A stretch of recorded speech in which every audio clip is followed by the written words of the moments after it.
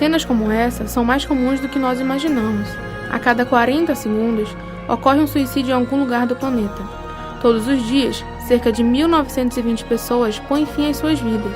Em um ano, a soma desses números supera as mortes causadas por HIV e infecções.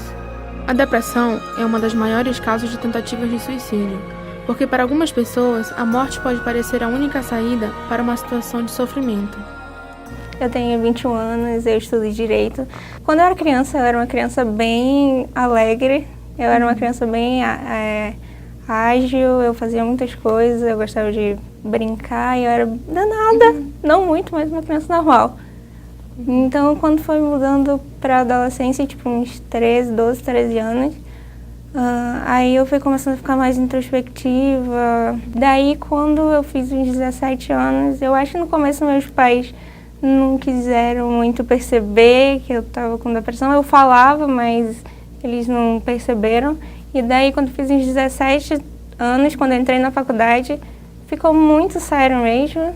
E eu precisei nesse psiquiatra que o meu pai vai, e eu vou com ele até hoje.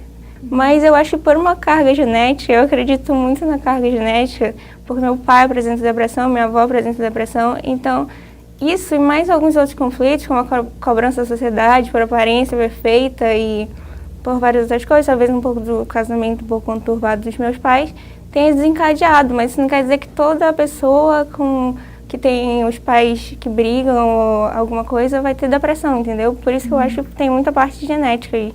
Quando eu tive 18 anos, eu acho que estava no segundo ano da faculdade, eu tive uma tentativa de suicídio. Eu tomei vários dos meus medicamentos que estavam no meu quarto e eu tinha uns 36 quilos nessa época, porque eu estava muito mal. Então, como eu tinha isso, talvez não acontecesse nada de grave com uma pessoa de 80 quilos, mas como eu tinha 36 quilos, foi melhor ir para o hospital e eu tive que fazer um procedimento que eles botam um tubo pelo nariz e tiram todo o teu estômago pelo nariz. Então foi meio traumático. As pessoas no hospital, elas não sabem lidar com esse tipo de doença, eles acham que ficam, sabe, falando, cara, por que você fez isso? Como se fosse uma coisa que a pessoa tá lá porque ela quer, passando por aquilo que ela quer, né?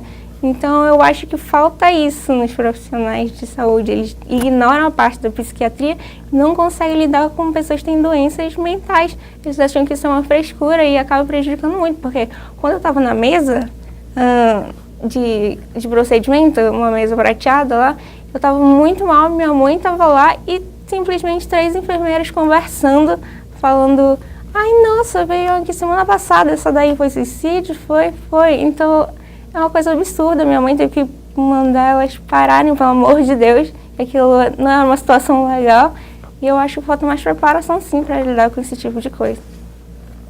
A depressão ela é um transtorno caracterizado pela presença constante de um humor triste, a gente chama de humor triste, né?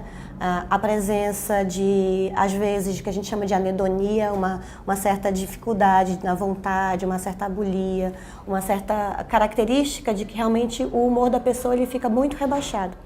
E essa condição, ela persiste por um determinado tempo, por um determinado período, e causa muitos prejuízos no funcionamento da pessoa. Então, geralmente a família custa perceber, né? Às vezes as pessoas de fora conseguem perceber melhor do que a própria família.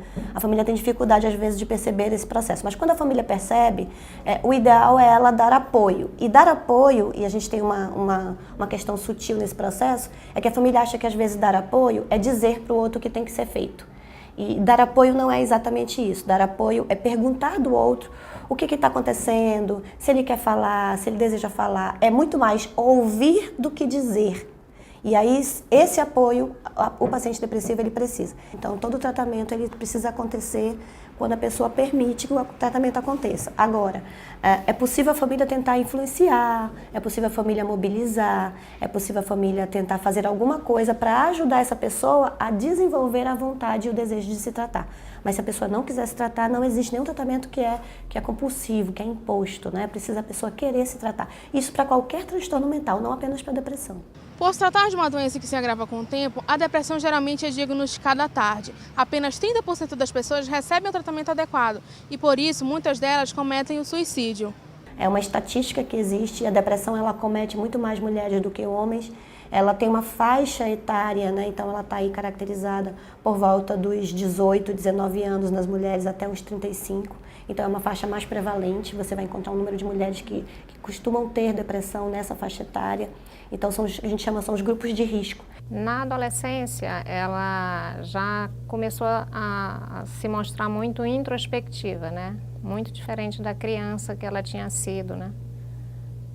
E aí você vai percebendo que aparentemente, começa você achando que é só uma timidez, depois, e eu acho muito importante dizer isso, porque geralmente a primeira sensação que os pais têm, me parece, porque a gente conversa às vezes com outras pessoas, é que você está diante de um filho preguiçoso. Né? E é importante que os pais tenham a sensibilidade para buscar a diferença entre isso, né? Porque você está ali numa fase de adolescência, né? O adolescente tem essa coisa mesmo de ser preguiçoso, não querer fazer parte das atividades da casa. Mas aí você vai percebendo, porque o teu coração de pai e de mãe vai te mostrando isso, que não é só aquilo, que vai um pouco além. Vai muito além do que isso, né? A pessoa tem realmente um sofrimento muito intenso, né?